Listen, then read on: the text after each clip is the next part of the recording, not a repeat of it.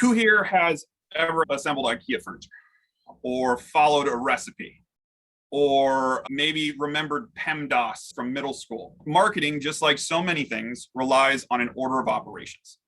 And it's not something that a lot of people talk about. And I'm pretty sure the reason is because when most people try to explain this, it sounds like the IT guy explaining how he fixed your computer, and just total glazing over of the eyes and just get me out of this room as quickly as possible. So instead of that, I'm going to try to go as quickly as possible through this sequence, which is what it is. It's a methodical sequence that you should apply to all of your marketing to ensure you're not wasting money. So the first thing is customer research. And this is where, no matter if you are launching a brand new product or you are revitalizing your marketing for an existing product that you've had for 10 years, this is where I start, and this is where I start all of my clients at. And I'll tell you a little about the QR code now, but if you guys want to read ahead a little bit and scan that, that's going to be a nice takeaway for you.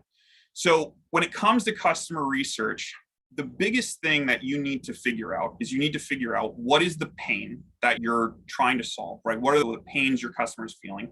What is the desired outcome? What does the resolution to that pain look like? What does your service in particular do to benefit them? And what is the value of that? And so if you scan that little QR code, that's going to bring you to what we call our feedback to offer framework, which allows you to have these customer interviews, collect all of this data, and then take it to the next level, which is offer development. Now, we're going to talk about this in a lot more detail later on, so stay tuned. But the most important thing to understand about offer development is that until you have an offer and validate it, which means you put it out in the market, you get feedback, you either make sales or you don't move on beyond this step. We're not doing content marketing, we're not doing SEO, we're not doing anything. We're not even building landing pages. Until we know the offer is valid and that people will buy, we're stuck here. If this doesn't work, if we bring some to the market and it's a no-go, then we go back to the drawing board, we create a new offer, and we bring it back into the market. This right here, I could stop the presentation here. I think I've already saved everyone on this call thousands of dollars. Because if you go and start building all these marketing assets on an offer that's not valid, you've just wasted time and money when you could have just gone back, rebuilt the offer, and tested something new. Now you have an offer that works. Great, you have your first few customers. The next part is testimonial curation. And this is really important because social proof is the best form of marketing for your business. It's the most trusted, it's the cheapest, it tends to be the cheapest, and it's the most truthful. No matter what we write in an ad, nothing is going to beat a person's individual experience working with our business. And so we want to curate as many testimonials on as many platforms as possible.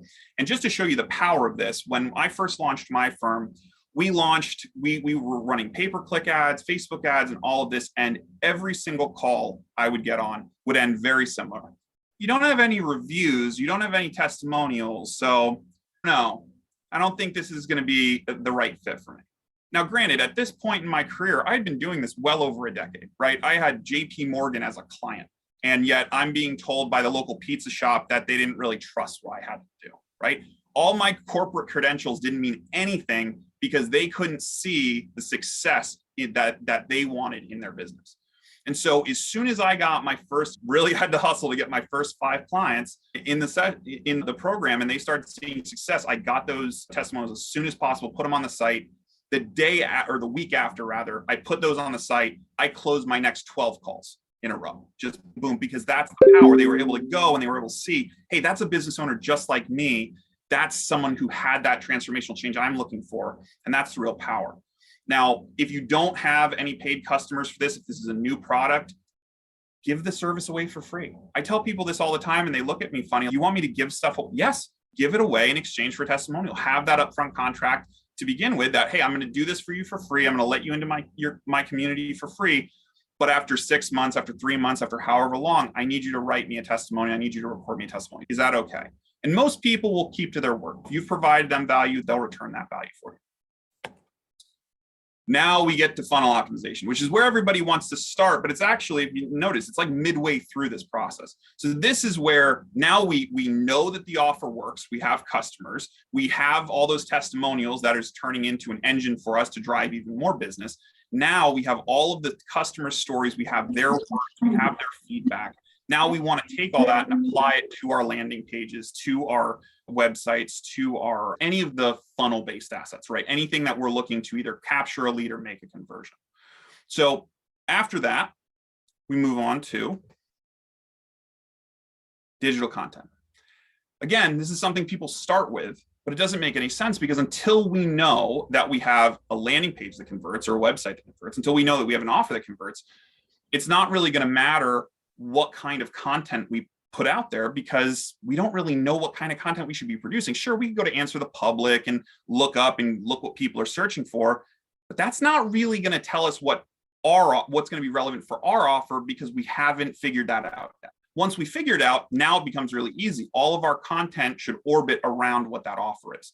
So if your offer is a life coaching package that's helping people get over trauma, and you're doing that through one-on-one sessions and the community, your content should talk about the power of community and overcoming trauma. How to, different exercises that you can do or different exercises that you go through in the coaching process to help people relieve that trauma.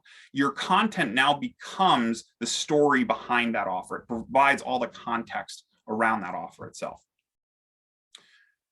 Finally, we get to SEO. And I do label this, I am not an SEO guy. I don't really believe in it. And the reason is simple.